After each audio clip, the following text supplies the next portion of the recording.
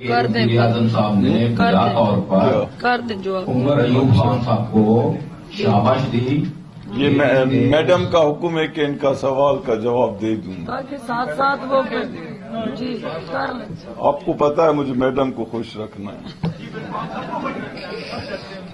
अच्छा खुश रखोगे देखिए, अच्छा देखें, दो सवाल आपने किए, एक तो IMF के हवाले से। अब इंटरेस्टिंग बात यह है कि लोग दो तरह की शिकायत कर रहे हैं, एक तो IMF के हवाले से। अब इंटरेस्टिंग बात यह है कि लोग दो तरह की शिकायत कर रहे हैं IMF के बारे में। एक तो ये कि हमें कुछ पता नहीं है और कुछ बताया नहीं जा रहा है, और दूसरा ये कि ये बहुत ही सख्त है। यानी कौन सी शिकायत उनकी ज्यादा दुरुस्त है, कि उन्हें कुछ पता ही नहीं है, या ये कि उस पता नहीं होने के बावजूद उन्होंने तय कर लिया कि ये सख्त है।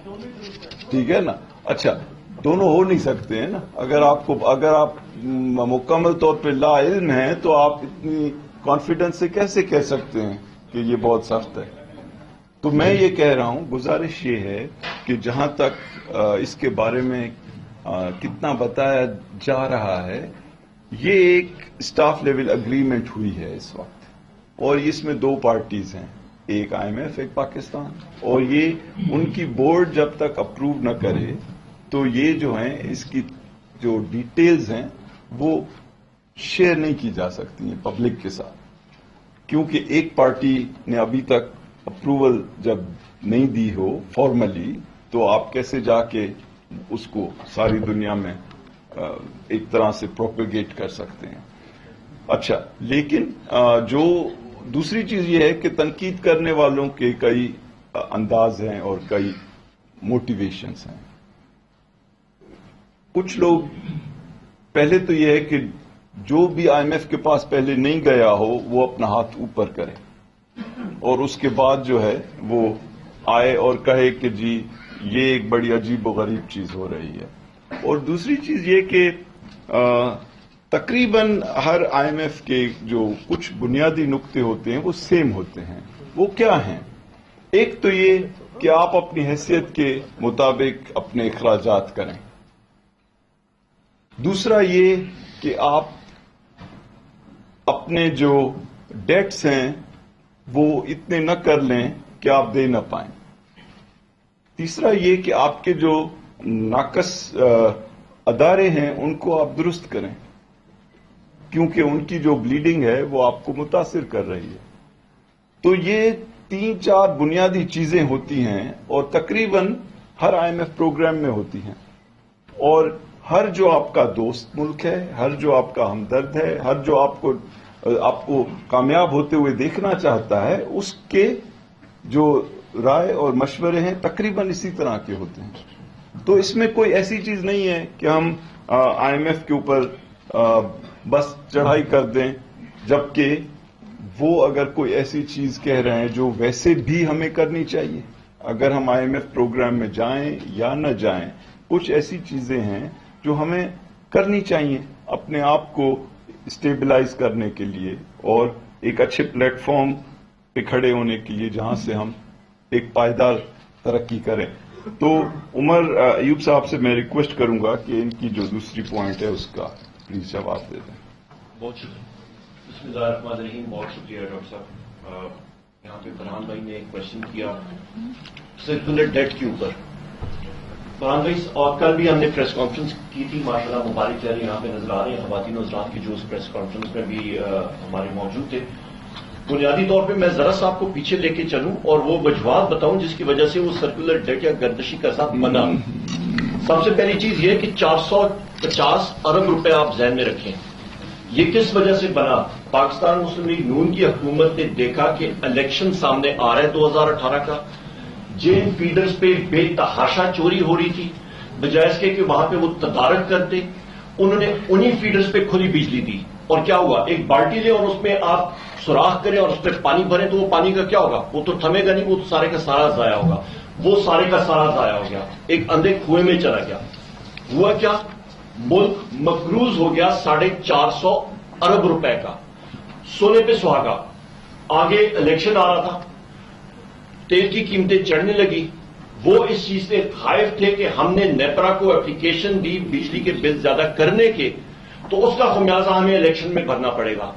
अवाम हमारी बड़ी समझदार है, उन्होंने पहले से ही उस चीज को डिस्काउंट कर दिया और शिकस्त हुई मुस्लिम लीग नून को जनरल इलेक्शन में। पर उसका नुकसान मुल्क को क्या हुआ?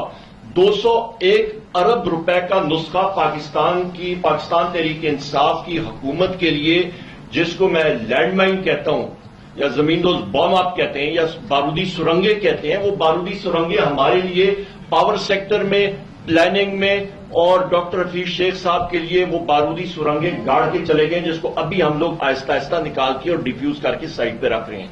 ये बड़ी अहम बात है। इसको अभी हमने खत्म किस तरह करना? टैरिफ का तो मैंने आपको बता दिया, डिले किया, छोड़ दिया। 450 अरब रुपए को फ्लो, ये बहाव है, जिस तरह एक नदी बहती है, ये बहाव है। इस बहाव को आप सालाना या इसको मंथली उस पर लाते हैं तो ये तकरीबन 38 अरब रुपए बनता है।